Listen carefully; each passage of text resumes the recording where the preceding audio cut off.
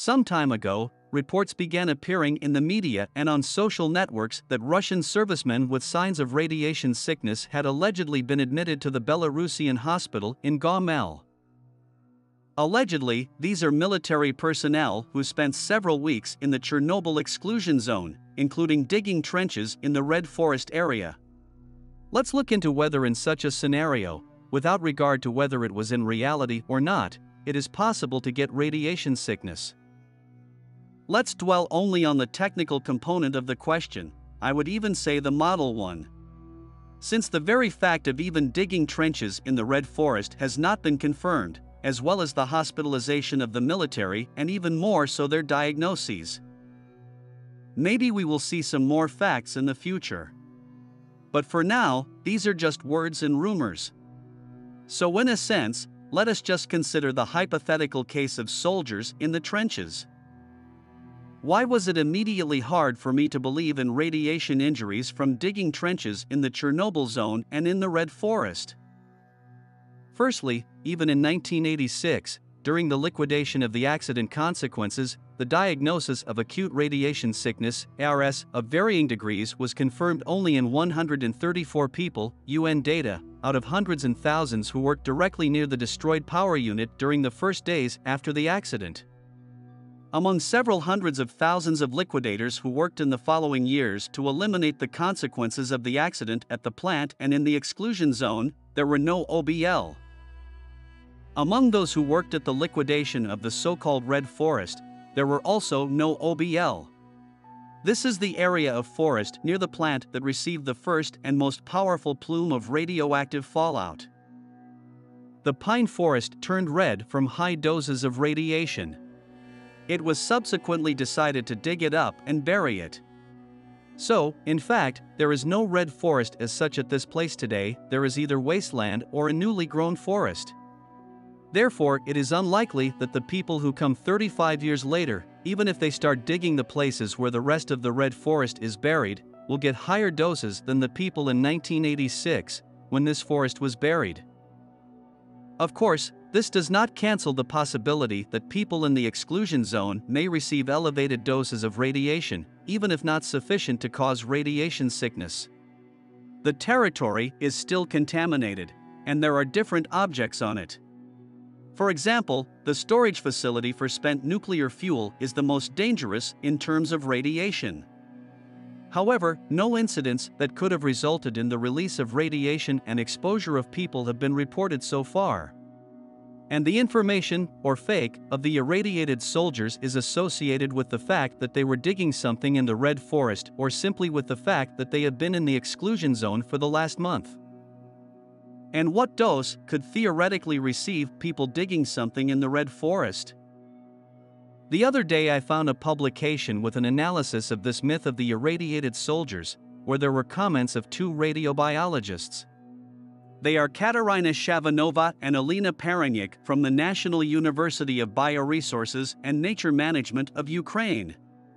They are engaged in research of microorganisms in the Chernobyl exclusion zone and at the Chernobyl station itself, have scientific publications, one and the other, on this topic and have already been interviewed on radiation issues many times in the last month. So there is no question either to their qualifications or to their attention and understanding of the situation in the exclusion zone specifically, as well as in their sympathies in the current moment. All the more valuable is their professional objectivity. What did they do? Using data from the Ukrainian Institute of Agricultural Radiology on redwood contamination, they ran simulations of human exposure in the Erica tool under the following conservative conditions. A trench as deep as a man's height is dug. A person spends 24 hours a day for a month there. The trench was dug right in the territory of the trench where radioactive waste was buried, Red Forest, taking into account specific activities of CS-137, 125 kbq/kg, Senior 90, 56 kbq/kg, Pu-238, 0.98 kbq/kg, and Pu-239 plus Pu-240, 1.9 kbq/kg, contained there. As a result, they obtained that for a month of sitting in such a trench around the clock the subject would receive 130 MSV. This is half of the dose allowed to the liquidators during the first months after the accident in 1986, 250 MSV. And this is 7 to 8 times less than the minimum level for the first stage of radiation sickness, 1 sievert. So, under such conditions you cannot get the radiation sickness in the red forest. Though, such trenches will not add to your health the risk to get cancer in the future at such doses grows.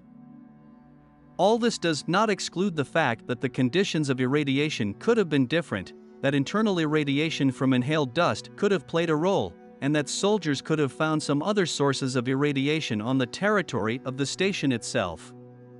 It is possible that if the news about the hospitalization is true, it may not actually be about radiation sickness, but about some other symptoms, maybe about local radiation lesions from detected radiation sources, as well as about any other diseases and injuries that have nothing to do with the radiation factor. So we have no exact information, but still the news about some mass exposure looks more like a fake.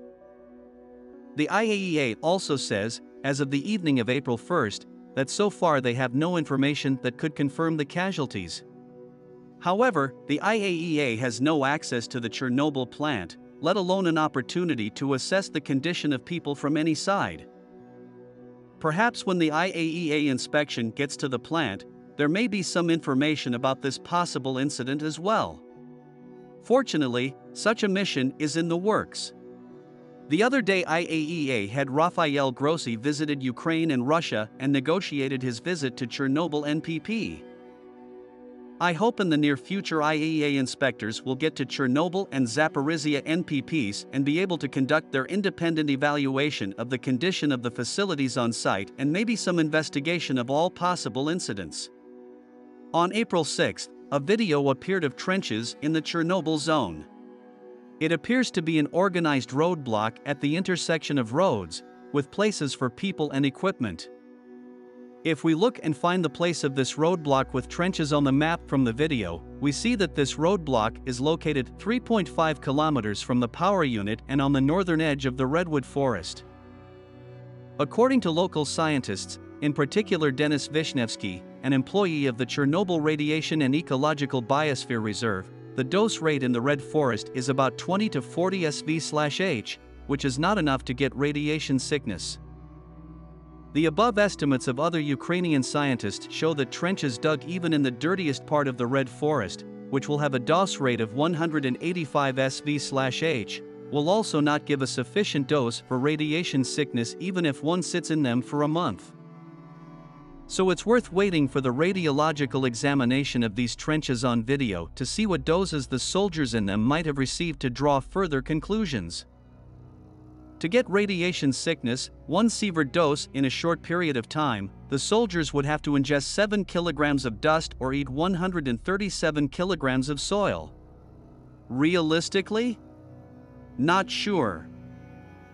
And that's in the dirtiest part of the redwoods, with the trenches out of the way.